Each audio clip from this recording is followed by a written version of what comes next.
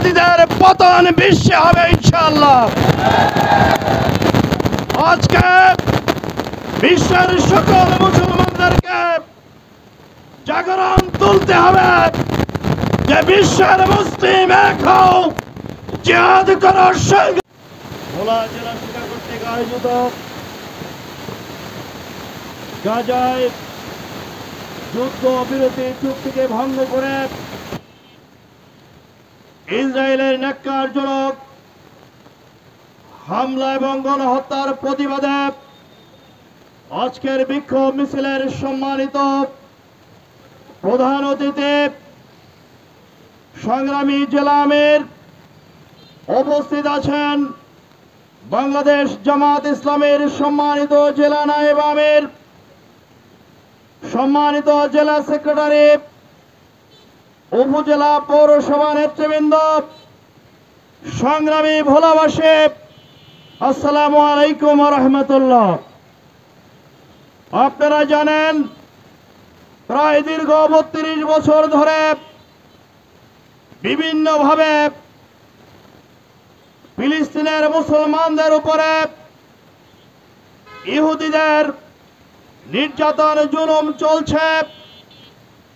বিশ্বের অনেক বড় পরাশক্তির সহযোগিতা নিয়ে বিভিন্ন সময়ে ফিলিস্তিনের মুসলমানদের উপরে নির্মমভাবে হত্যাযজ্ঞ চালিয়ে আসছিল। বিগত কয়েক মাস ধরে যুদ্ধ চলার পাশাপাশি উভয় দেশের আলোচনা সাপেক্ষে যুদ্ধ বিরতি নেওয়া হয়েছিল, কিন্তু এই যুদ্ধ বিরতি চুক্তি ভঙ্গ করে গত কয়েকদিন ধরে গাজার মুসলমানদের উপর নির্মম নির্যাতন চলছে।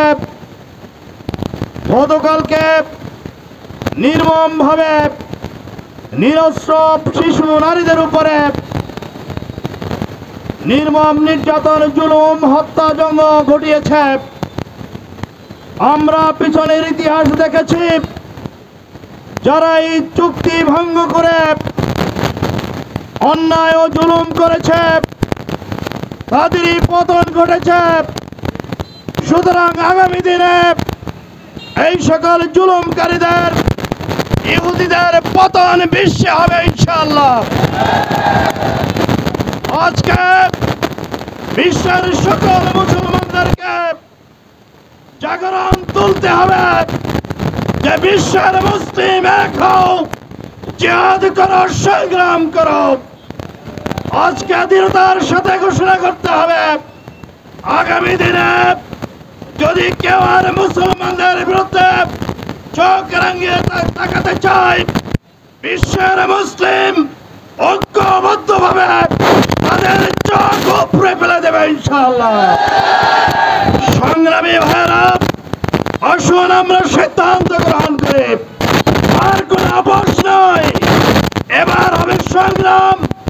সুতরাং এই সংগ্রামের মাধ্যমে মুসলমানদের বিরুদ্ধে, মুমিনদের বিরুদ্ধে যে ষড়যন্ত্র হবে, সকল ষড়যন্ত্রকে ধূলিসাৎ করে দিতে হবে এবং গাজার মুসলমানদের যে রক্ত ঝরেছে, এই রক্তের বিনিময়ে বিশ্বব্যাপী ইসলামী জাগরণ তৈরি হবে ইনশাআল্লাহ।